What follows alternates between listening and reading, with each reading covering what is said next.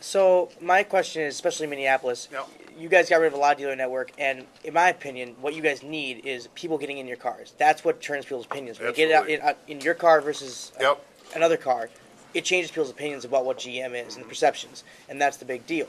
It is. When I go to a dealer in Minneapolis, I'm a car guy, so I understand what it's like, and I'm shocked and horrified still at some of these dealerships that are open, especially these large ones, because I walk in and it's, what can I do to put you in this car today?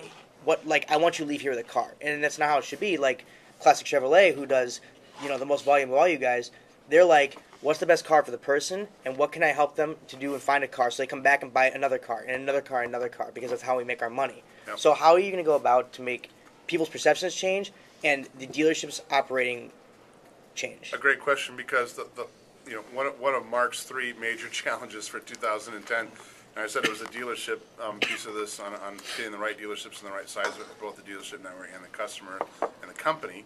And then the other one is how we position the car from a market and advertising standpoint on a very consistent basis. And when I talk about that, and the other one was the customer itself and the perception piece.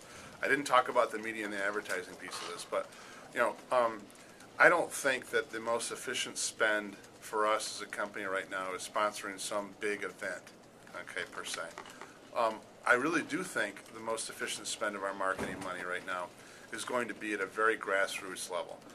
There are markets in the United States that don't even know that a Chevrolet is part of GM, or that GM has Chevrolet. Like, and I know that.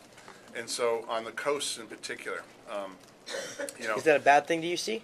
I think it's an opportunity, because if we go in this right and we show people at a Little League baseball game, what the car is, and they can go up and touch and feel the car and see the car, there's going to be some people that are interested in our cars. And so then we can then tell the quality story. We can say you need to drive it.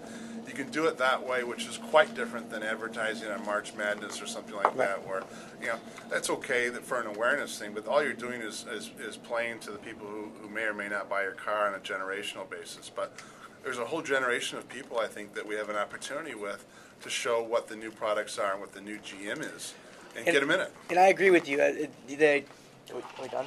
Go ahead.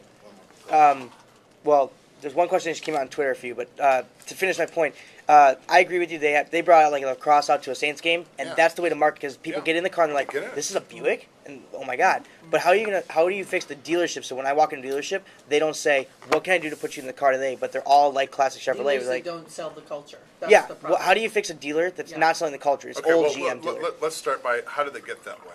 Okay. Old. Okay, but I can tell you, Yeah. okay, it has been a two-way street. I don't want to go out and blame the dealers for doing that, because by No. the way, we overproduced. Yeah. Okay, and then we put the cars into the dealership, Yep. and then the dealer has to sell that. Okay, they have no choice. If we're selling the car, a good car, at a really good value, okay, not price, but value, okay, and the customer understands that value, and the design, and the reliability, and the performance of that car, the dealer will sell that way. Okay, the dealer knows how to sell vehicles and make money. And if we give them the right formula to be able to do that, which isn't rocket science again, but it isn't a bunch of incentives because we overproduced and blew it into the dealership.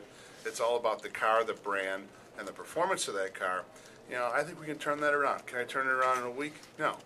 We've trained the system this way for quite a long time. And so let's be real about that. We got to turn it around, and we will, car by car and dealer by dealer. That's what we got to do. So. Is there going to be a market boot camp to get all these, all these It's really simple things question. you want done? How are you going to start the process? What's going to be the first step? Well, to it's, get to your yeah, point? no, that's good. That's a really good question, because that's a question I'll be asked tomorrow. So you may want to tip someone off on the board to go ahead and ask that of me. But, well, it starts with my staff, and I don't have a big staff. I have a staff of about 5 people. Okay, and so I want to know by person, and this will be part of that presentation tomorrow too, but we've all got some goals that we got to go try and hit.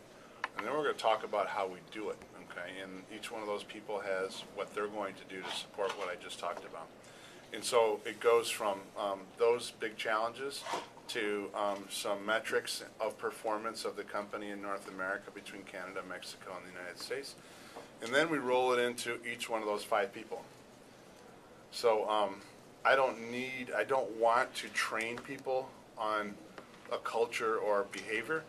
I do want people to see what we're trying to do, understand the behavior, and help us get that behavior to the way we want it, which is winning. And so, I think culture is nothing more than the way people behave. And it starts again at leadership level. It's nothing. I don't think it's anything voodoo or secretive. It's the way we act as a company. So I think we can do that. Last question, it's coming off of Twitter, so I'm gonna let Joel Yep, read it okay. off of Twitter for you. Good. People were asking, 2 people asked, will we get more manual transmissions or separate or together, diesels in non-performance sports cars? So like a regular just car. I think so, because I think we have some of those coming into some programs that may surprise you. In Buick, for instance, a manual transmission in Buick, number one, is like, for some people would be like, holy smokes, what are you guys doing? I think that can be pretty fun in a luxurious way that's not, the hairy gold chain tire burning thing at all. Wow. Hey, I resemble that.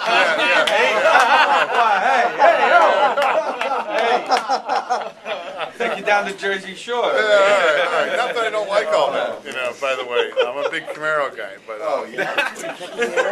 but I think it can be done in a very elegant, sophisticated, power way.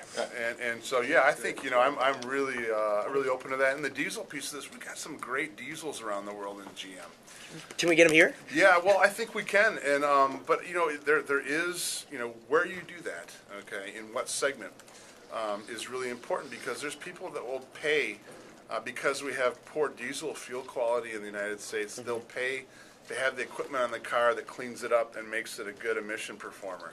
Mm-hmm. There's people in some segments that won't, and I'd love to have them in some of the lower cost segments. I love those things. They're great. We have a Cruise turbo diesel. It's a 2-liter in Australia. Ooh. That is just a beautiful car, and it's a manual, and it's all that good stuff. So Insignia too. yeah, we have an Insignia, so we can do it. We have it in other places. It's just we got to make sure that we're hitting this at the right time to be able for people to pay for it. It's not cheap. So maybe. Yeah, I'd love to. It's in existence. I don't have to go invent it.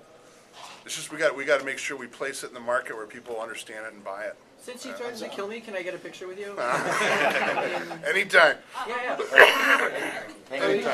What Wi-Fi do you want? Can you really Anytime. kill What him? Wi-Fi? Yeah, here, I'll go. Yeah, Susan's here and What a Mark's great gotta guy. go, Look. so we've gotta wrap this Here we go. up. Right here. I don't feel Sorry. inside. Can we get it? What's the password? Can we? Yeah, that's fine. Really? Starting in 0 Adam, or make it fast. Right back here. Right here, Meg. Right here.